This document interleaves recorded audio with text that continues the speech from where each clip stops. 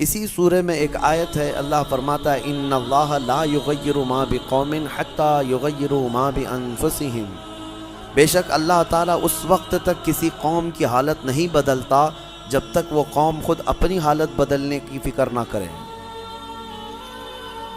قوت فکر و عمل پہلے فنا ہوتی ہے جب کسی قوم کی شوکت پہ زوال آتا ہے۔ سچ کہا ہے، سوچنے سمجھنے اور بدلنے کی طاقت جب ختم ہو جاتی ہے آدمی کی، تب وہ زوال پذیر ہوتا ہے، گرنے لگتا ہے۔ جس کو یہ فکر ہے کہ مجھے بدلنا ہے، اللہ تعالیٰ کی طرف سے اس کے لیے دروازے اور کھولے جاتے ہیں۔ کچھ لوگ یہ سوچتے ہیں یہاں بیٹھ کر کے میں متقی بن جاؤں، میں بیٹھ کر کے اللہ کا ولی بن جاؤں، میں کچھ کام نہ کروں اور مجھے ہر گناہ سے بچنے کی عادت ہو جانا چاہیے۔ ایسا کیسے ہوگا؟ تمہیں شوگر سے بھی بچنا ہے اور بی پی سے بھی بچنا ہے، لیکن روز 1 کلو شکر بھی کھاتے ہو، 1 کلو نمک بھی کھاتے ہو، کیسے ہوگا؟ تمہارا خود کا عمل، تمہاری کوشش جب تک نہ ہوگی، اللہ تعالیٰ فرماتا ہے ہم نہیں بدلیں گے ان کی حالتوں کو۔ اور جب تم بدلنا چاہو گے تو اللہ کیسے بدلتا ہے پتہ ہے؟ اللہ اکبر، حدیث قدسی ہے، اگر تم ایک بالش بڑھ کر کے آؤ گے، اللہ فرماتا ہے 10 قدم بڑھ کر کے تجھے لے لے گا۔ اللہ کی رحمت 10 قدم آگے بڑھ کر تجھے لے لے گی۔ تم چل کر کے آؤ گے تو اس کی رحمت دوڑ کر کے لے لے گی، لیکن شرط ہے کہ تم بدلنا چاہو۔ تم نے اگر جس دن یہ ارادہ کر لیا، عزم کر لیا، اللہ کی طرف سے مزید دروازے کھولے جاتے ہیں۔ لوگ یہ کہتے ہیں نا توبہ کرنے کے بعد بھی پھر وہی ہوتا ہے، چھوٹتا نہیں۔ مسئلہ توبہ کا یہ نہیں ہے کہ گال پہ تھپڑ مار لینا، توبہ کا یہ ہے عزم کرنا، پکا ارادہ کرنا، اور اللہ سے یوں عرض کرنا کہ تیرا وعدہ ہے کہ جو بدلنا چاہے، جو بڑھنا چاہے تو اسے بدل دے گا۔ میں بدلنے کے لیے آگے بڑھ رہا ہوں مولا، اب تو رحمتیں بھیج۔ پھر دیکھو کیسے نہیں بدلتے۔ اللہ تمہیں توبہ پر دوام عطا کرے گا، پھر کبھی بھی قدم پھسلے گا اللہ تمہارے لیے مدد نازل فرمائے گا۔ زندگی ہے، آخری سانس تک کچھ نہ کچھ خطائیں ہوتی رہتی ہیں، قدم جب بھی پھسلے گا لیکن مولا تمہیں توبہ کی توفیق ضرور عطا کرے گا۔ اسی لیے کوشش پہلے خود کے بڑھنے کی ہو، خود کے بدلنے کی ہو۔ ایک بات یاد رکھیں، ہمارے معاشرے میں اچانک کوئی ہوا نہیں آئے گی جو سب کو پرہیزگار بنا کے چلی جائے گی۔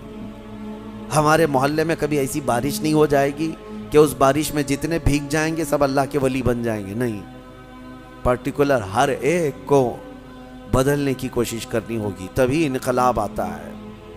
ایک ایک آدمی بدلنے کی سوچے اور پھر دیکھے انقلاب آتا ہے۔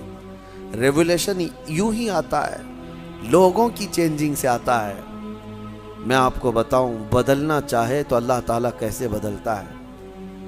آپ نے سنا ہے بشر حافی کے متعلق، بغداد میں شراب کا کام کرتے تھے، شراب کا کاروبار تھا۔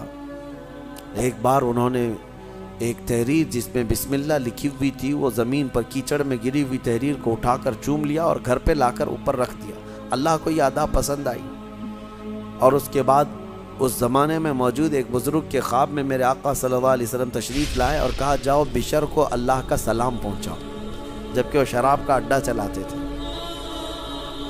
تو اس بزرگ نے یہ سوچا کہ میرا یہ وہم ہوگا۔ 3 دن مسلسل خواب دیکھا، اس کے بعد آ کر کے بشر سے کہا اے بشر مجھے نہیں معلوم، لیکن مسلسل 3 راتوں سے میں خواب میں رسول اللہ کو دیکھ رہا ہوں، اللہ کی طرف سے تجھے سلام پہنچانے کا حکم فرما رہے تھے۔ تو مسلمان لیکن بھٹکے ہوئے، راستہ چینج تھا۔ اسی وقت اپنے شراب خانے سے باہر نکلے، چیخ مار کر کی یوں عرض کرنے لگے مولا تو یقیناً رحیم و کریم ہے، ستار ہے۔ ایک بسم اللہ کے ٹکڑے کی میں نے عظمت کی اور تو رب العالمین مجھے سلام بھیجتا ہے، لیکن اتنا ہی نہیں کہ ایک سلام آیا اور پھر اس کے بعد اپنا دھندا چلتا رہا۔ بشر حافی نے عزم کر لیا تھا، ارادہ کر لیا تھا کہ پلٹ کر کے میں اپنے اڈے کو دیکھوں گا نہیں۔ وہاں سے جو نکلے ننگے پیر نکلے اور زندگی بھر ننگے پیر ہی چلتے رہے، پھر چپل پہنے ہی نہیں، کیونکہ چپل چھوڑ کر کے باہر آئے تھے اس بزرگ سے ملنے کے لیے، اسی حالت میں نکل آئے۔ تو جب کسی کا پکا ارادہ ہوتا ہے تو اب اللہ تعالیٰ نے ان کے لیے ایسے دروازے کھولے، اللہ اکبر، وہ بغداد کے قطبوں میں شمار ہوئے، قطب الاقطاب تھے۔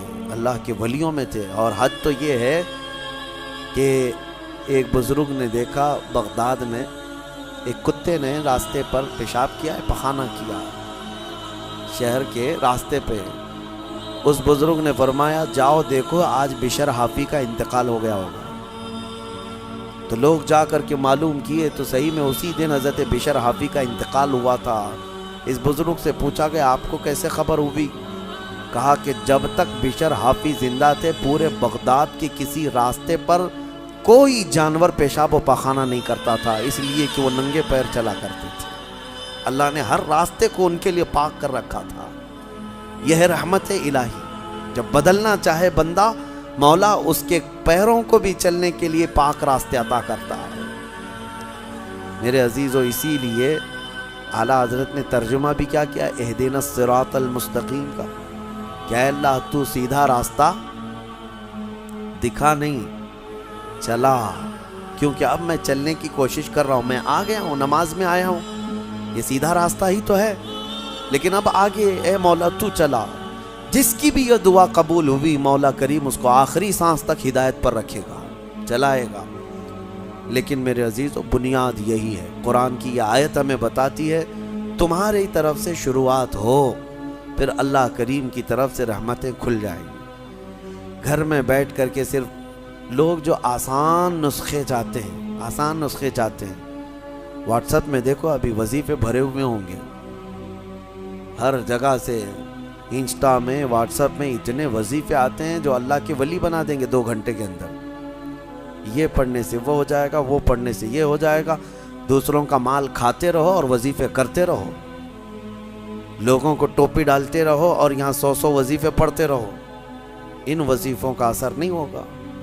تمہارے اندر سے تبدیلی ہو. حرام کھا کر کے تم 1000 بار بھی پڑھتے رہو تو تمہاری زبان سے کوئی جملہ آسمان تک نہیں جائے گا. تمہیں ان تمام چیزوں کو چھوڑ کر کے پھر دیکھو